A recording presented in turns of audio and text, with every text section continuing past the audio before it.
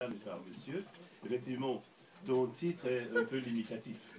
Parce que quand tu dis le bourreau a tué 3 fois, au vu de l'exposé, de double exposé que nous avons eu, à la fois de la part de l'éditeur, de ton éditeur, et de ta part, je crois que ton propos c'était de revisiter l'histoire de l'Afrique. Et à travers cette histoire, si on la parcourt, on se rend effectivement compte que le bourreau n'a pas tué que 3 fois.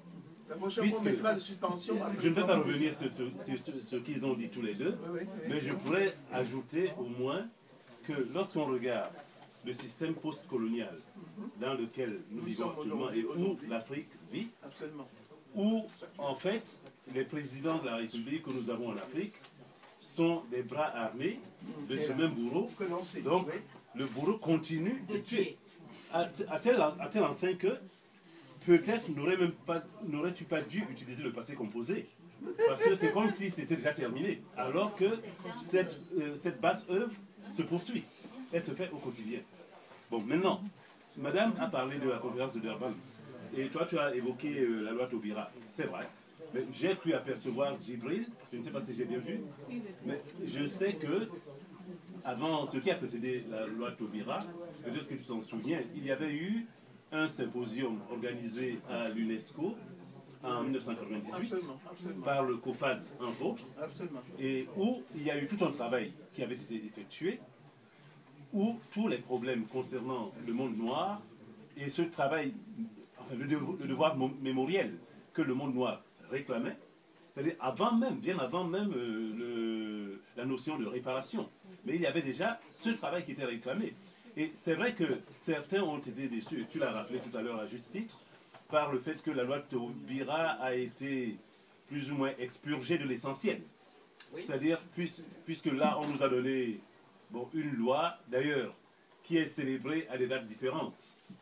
C'est-à-dire que c'est pas... Ici, c'est le 20 mai, je crois, alors qu'aux Antilles, c'est pas tout à fait la même date, parce que cette date du 20 mai ne correspond en fait à rien. Donc, c'est un travail qui doit être poursuivi, et je pense que, bien que ton éditeur ait dit que tu n'es pas historien, bon, peut-être que tu ne l'es pas de manière académique, mais le travail que tu as effectué, je pense que c'est une contribution à des travaux de recherche qui pourront être effectués dans le futur, y compris par des historiens. Donc, tous les essais qui sont publiés participent effectivement à ce travail de recherche, et je pense que ce que tu as fait, c'est un témoignage, je dirais, générationnel, et la nouvelle génération pourra puiser là-dedans pour pouvoir avancer et aller un peu plus loin. Voilà. Et j'espère que nous tous, nous prendrons beaucoup de plaisir à lire ton ouvrage, et connaissant ta verve, je n'en doute pas. J'aimerais juste, poser une question. D'abord, félicitations pour la réflexion. La question qui me revient quand je vois tout ce beau monde, là, c'est de savoir, est-ce qu'il y a une association de chercheurs et écrivains noirs, notamment en France, ici? Ça, c'est la question que je me pose. Pourquoi? Tu sais, il y a un mois, j'ai eu à participer à une rencontre avec toi à la Bourse de Travail là-bas, où subitement je me suis énervé un tout petit peu, même tu as vu, pour une simple raison, c'est que nous avons eu un avocat dans la salle, français, bien sûr. Bon, ce qu'il a dit, c'était pas mal du tout, parce que ça nous a appris un certain nombre de choses, mais a tenu à nous donner un cours d'histoire sur l'esclavage. Ah, c'était à Saint-Denis. C'était à Saint-Denis. Ah oui, et qui n'avait rien à voir avec le sujet. Alors moi, je me dis, avec tout ce que nous savons, tout ce que nous faisons ici comme réflexion par rapport à ce que nous traversons aussi, naturellement, est-ce que, si ce n'est pas fait, en tout cas, si ce n'est pas déjà fait, est-ce que là, le moment n'est pas venu de faire en sorte quand même qu'il y ait, naturellement, qu'on puisse identifier tous les écrivains, tous les chercheurs noirs, et de les mettre dans une structure, dans une structure plus efficace, qui peuvent créer de temps en temps des cadres de rencontres comme ce type-là, pour pouvoir éventuellement échanger les idées et voir de quelle manière, ensemble, nous pouvons créer une sorte de force intellectuelle, naturellement. Ça se comprend. Voilà. Alors ça, c'est la question. Si ce n'est pas fait, je pense que le moment est venu de commencer à réfléchir. On va en parler et réfléchir. C'est d'abord que l'Afrique soit libre, qu'elle apprenne à se libérer Commence par ça. et à s'aimer. Et à s'aimer. Elle ne s'aime pas assez. Et comme elle ne s'aime pas assez, elle a tendance à se taire et à occulter le crime qui est le plus grand qui a été commis par les hommes contre d'autres hommes.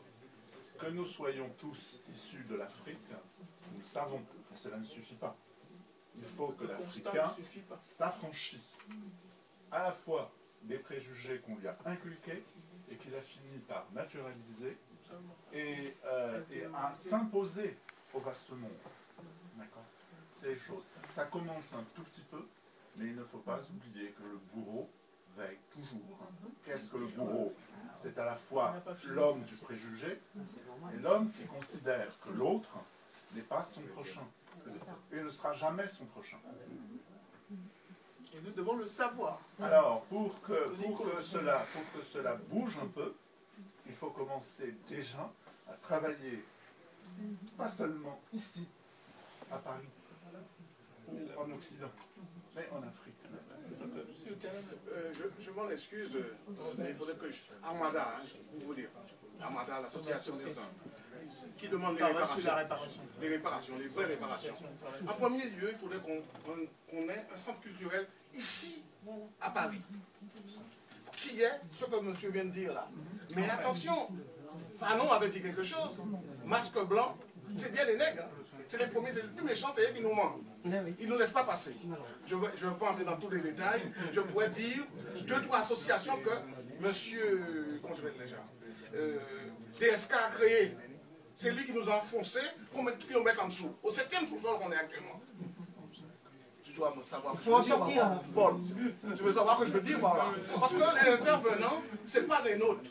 Ils font, si on appelle ça, c'est des gens, comment dire déjà, c'est des alimentaires. Ils font ça pour manger. Et ils nous réduisent dans les rôles, ils ne regardent pas les enfants. On a tout, malheureusement. Non, mais il n'y a pas un maximum. Je vais vous donner un monsieur qui est chez nous, je le note, son nom, monsieur Roumana. Qu'est-ce que Roumana nous emmène, nous? Monsieur Patrick Lozès, qu'est-ce qu'il nous emmène? Il a eu 98 voix dans la Seine-Saint-Denis. Vous voyez? Alors ces gens-là, moi je dis, il faut les... D'ailleurs, on a fait un tract de ça. On les a cités tous. Hein. Il y a un tract qu'on a fait, on les a cités tous. Alors moi je dis, moi, la première des choses, il faut que nos enfants sachent nos histoires dans le centre culturel. Parce qu'un monsieur... J'ai commencé bien par un monsieur qui fait un travail formidable, et quand il est là, quand il organise quelque chose, les salles sont toujours combles. Et là, il faut voir cette jeunesse. Ils sont assoiffés. Parce qu'ils n'ont rien. Les caméléons qui racontent leur histoire, là, ça ne tient pas la route. Comme il a dit tout à l'heure là, grenouillot, là, le grenouillard. Mais qu'est-ce que ce monsieur connaît? Mais il faut dire la vérité. Il faut dire une vérité. Il y a une seule vérité. Malheureusement, même grenouillot n'a fait que poursuivre ce qui est... Non, c'est M. Coquet l'a dit. Il faut qu'on ait conscience de cette chose-là, que jusqu'à présent... Mais Paul, ce qu'il dit est très important, c'est-à-dire que je pense que ce qu'il vient d'exprimer, l'un et l'autre, c'est avoir comme projet la création d'un institut qui ressemblerait à l'Institut du monde arabe. C'est-à-dire pour nous. Et qui peut réunir un certain nombre de chercheurs et pour que le travail, c'est-à-dire que ce ne soit plus vraiment... Parce que, en fait, ce que dans les années 50-60, la maison qui est juste à côté, Boulevard Jourdain, présidence africaine. Ce que présidence africaine a fait, oui, juste à côté. Ils ont fait quelque chose de formidable dans les années 50-60. C'est à nous d'essayer de voir un peu plus loin et ça rejoint également ce que M. Cohen a exprimé tout à l'heure. Absolument, absolument. Écoute, Rudolph, mais non, cette génération-là avait vraiment la conscience, plus conscience malheureusement que celles qui ont suivi le congrès, ils ont tenu le congrès ici en fait. Je crois qu'ils avaient... Ça fait quelquefois on a dit, mais Tchine, écoute, ils avaient la matière. Ça veut dire qu'on était encore en pleine colonisation. On avait la chape qui touchait les cheveux, ils voulaient lever déjà ce qu'ils appellent matière. Et que bon, peut-être que comme, bon, et que les générations suivantes en ont eu moins. Je ne suis pas tout à fait convaincu. Je veux dire que la matière, c'est vous qui venez de dire qu'on devait, l'éditeur et moi, mettre au moins les suspensions après 3 fois. Pour sous-entendre qu'il n'a pas fini le boulot, malheureusement, c'est ça, c'est vrai, voilà. C'est ça, c'est une des explications. Je ne dis pas que c'est forcément valable ce qu'il dit comme ça, mais c'est une explication. Pardon, Prince, avant de te laisser parler.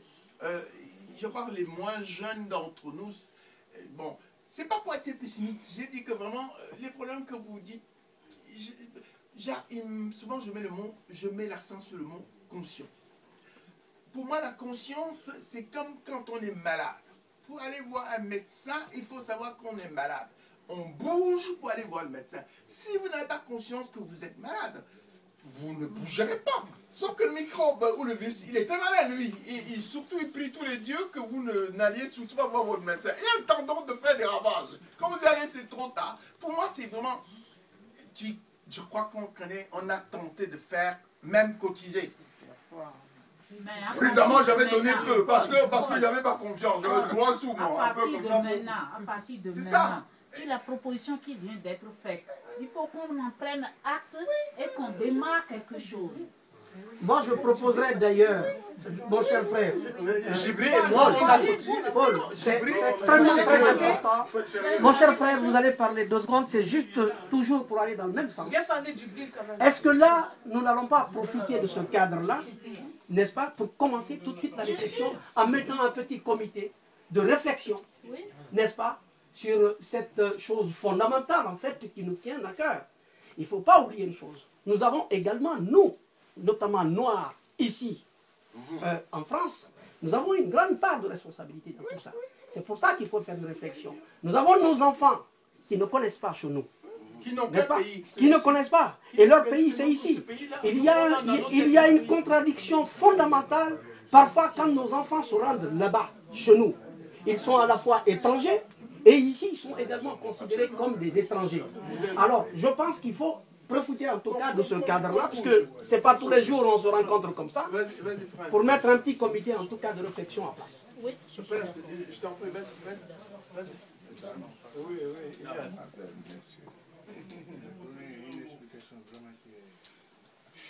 s'il vous plaît. C'est vrai que les gens ont peut-être soif. Après le prince, on va continuer à... Oui. Non, il faut tenir tout, il faut y aller. Il faut lâcher, ça fait du bien. Non, il faut y aller. Il ne faut pas faire semblant.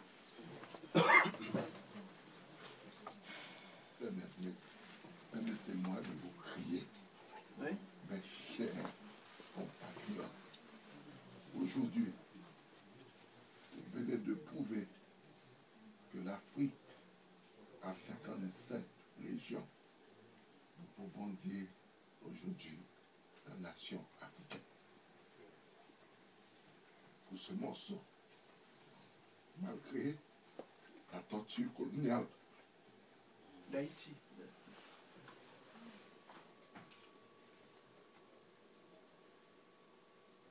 après avoir se libéré,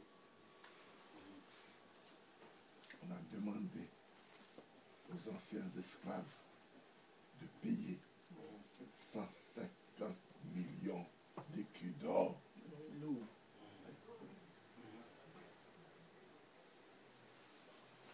Et lorsqu'on parle du bourreau, ils nous ont aliénés. On n'a pas parlé contre l'esclavage, mais combien qu'ils étaient assassinés comme communistes en Haïti en 1969. Le même bourreau a donné aux dictateurs de l'argent pour tuer tous ceux qui veulent parler de Jean-Jacques Dessalines, de Christophe, de Macandal, de Boukman. Mes chers compatriotes, brusquement, j'ai envie de vivre. Je ne suis plus un fou aujourd'hui. Fort souvent, j'ai parlé de 6000 ans de Pharaon. J'ai parlé de à Taziasex, j'ai parlé de Josué. On n'a pas trouvé que c'est trop loin. Mais quand j'ai parlé de mes 500 ans passés, on dit qu'il faut oublier. Je ne peux pas oublier. Le maître vient de dire que nous avons besoin d'une aide psychologique. Oui. Eh bien, quand je porte ça à travers le monde, eh bien, je sens encore le fouet.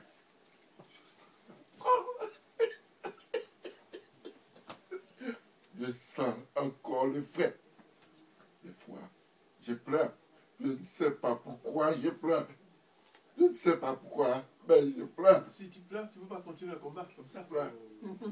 Alors, aujourd'hui, nous avons parlé de la réparation. Mais nous devons aussi dire de la restitution que Haïti a payé. Nous avons payé 3 fois. Nous avons payé avec le sang. Nous avons payé avec la sueur. Nous avons payé le sang avec de l'or. Avec de l'or. Il y a un Français gentil qui s'appelle Frédéric Mitterrand qui a dit: si la France avait payé 150 millions de licres d'or, et à cette époque, aujourd'hui, la France serait misérable comme Haïti. Et pour finir, j'ai constaté, je dis, dans toutes les misères du monde, il y a une misère qui a une source de richesse. C'est la misère d'Haïti. Merci. Il faut qu'on aille vers la table.